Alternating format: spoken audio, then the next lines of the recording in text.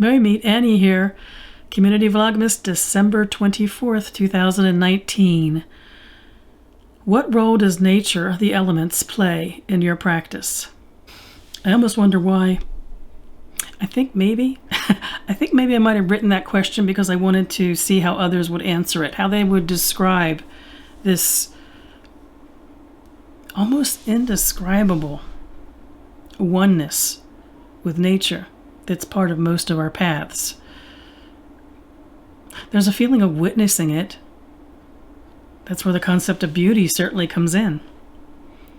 But there's also then the sense of being it, being totally one with it.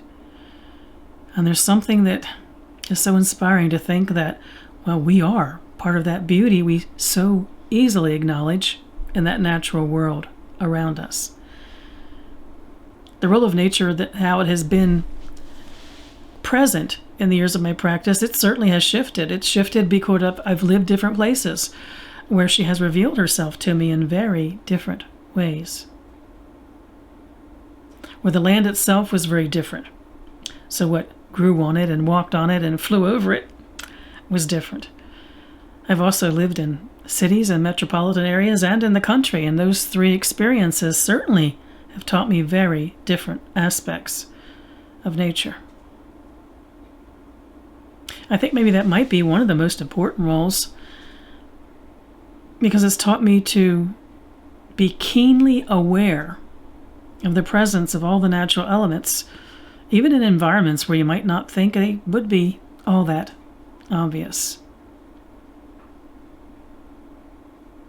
The role that they play in my practice is the inspiration of the natural world, of course. It's also the way their guardians have manifested for me. How the wisdom of each individual element has taken a form, a human form, which has been, I'll say, by my side, keeping an eye on me, with the occasional harumph when I need it, the occasional prod when I need it, and the length of my practice. My guardians became present in the first year of my practice.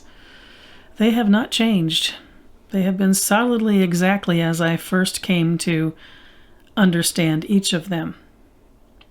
I don't think the wisdom that they have offered has changed, but my ability to understand it, to take it in, to do something with it has certainly changed as I have matured.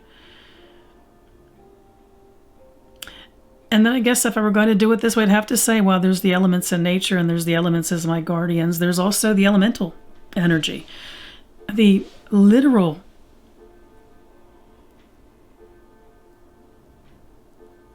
breath and heartbeat, attraction, and even a sense of pushing back.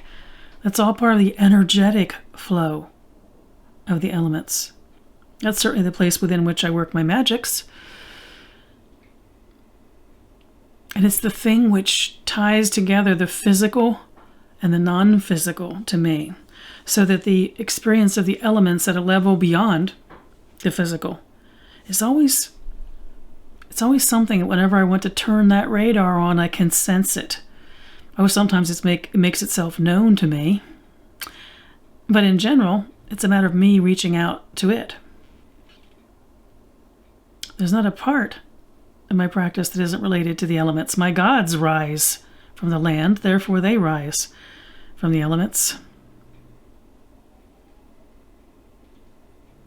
I couldn't separate anything that I do from them.